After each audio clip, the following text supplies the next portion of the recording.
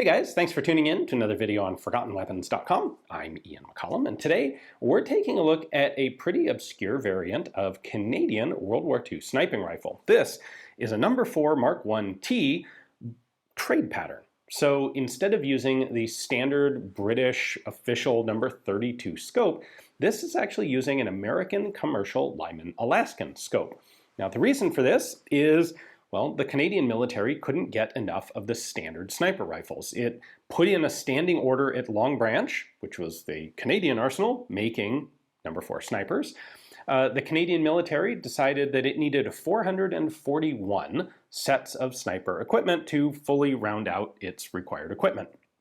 Well, they ended up getting 91 of them, and then, under some pressure, relinquished their claim to the rest of the order because the British military really needed these things more than the Canadians did. So, okay, fine, Canadians, traditionally, stereotypically very polite people, hand over their sniper rifle order to the British, but that does leave them short 350 sets of sniper rifle equipment. So what are they going to do about it? Well, they're going to head down to the US and look around to see what sort of scopes they can acquire on the commercial market in the US. And there are two candidates that come up. One is the Lyman Alaskan, the other is the Weaver 330.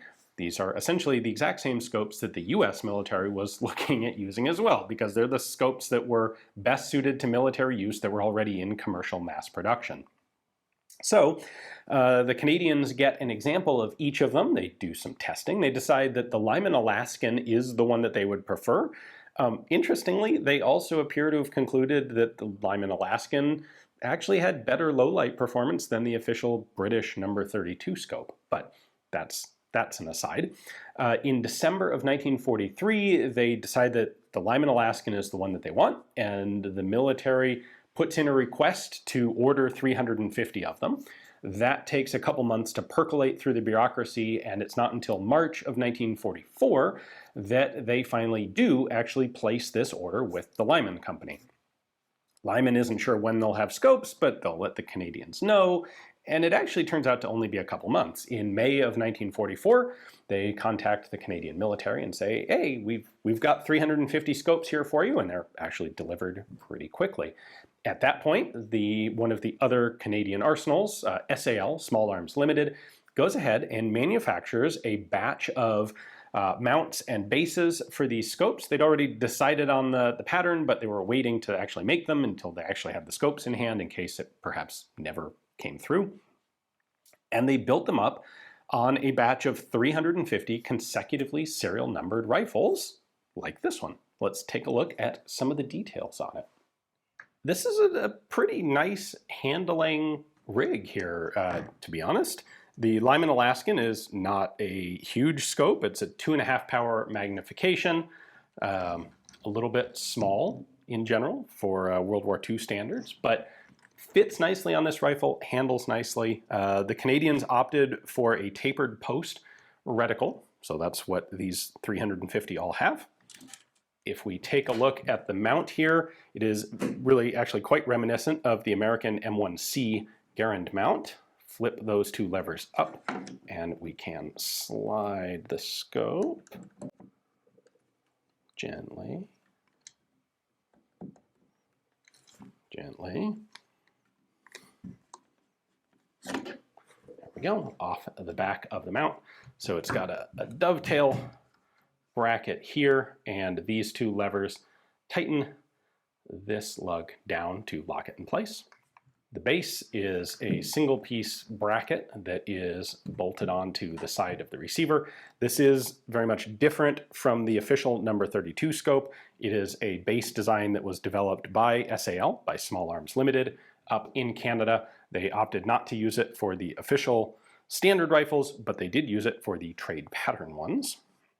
Like I said, the rifles were all assembled in a single contiguous series. Their serial numbers start at 74L0001 and go up to 74L0350. That serial number is repeated on the scope base here. And then on the bottom of the windage elevation on the scope is a scope serial number. Those scope numbers start at 4340S and go to 4690S. They have an arrow there that appears to be Lyman proactively adding a Commonwealth broad arrow. They weren't actually called for in the contract, but the scopes appear to have those arrow markings on them, so that's probably what they are. There are the standard Lyman markings. Interestingly, the scope serial number has been re-stamped a second time in really tiny font right there, in addition to the main number over there. And I think that's pretty much it.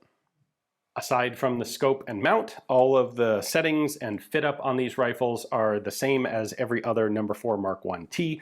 So they've got the replacement sling swivel here in front of the magazine. They have added on wooden cheek pieces, which do help. That gives you a good, nice cheek rest for using the scope, which is nicely center mounted.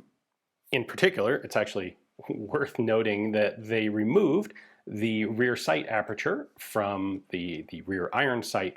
That was part of the process for the regular No. 4 Mark 1T sniper because it interfered with the regular No. 32 scope. Production of the trade pattern Canadian snipers starts in 1944 but proceeds kind of slowly. A bunch of them are made in 1945. It appears that none of them were actually finished in time to be fully deployed and actually see combat use in World War II. Eventually, the Canadians did manage to get their hands on some more No. 32s, and the trade pattern snipers become a little less relevant overall in World War II. However, they do stay in service with the Canadian military. They are deployed to Korea, and they're used in the Korean War. They're also used for some NATO training and some NATO military aid, in particular to Belgium and the Netherlands, where a subset of these, I don't want to say most of them, but it is just a subset of them, end up after World War II in the mid-1950s. Now, eventually, when 7.62 NATO is adopted as a standard cartridge, all of the old 303 Enfield snipers are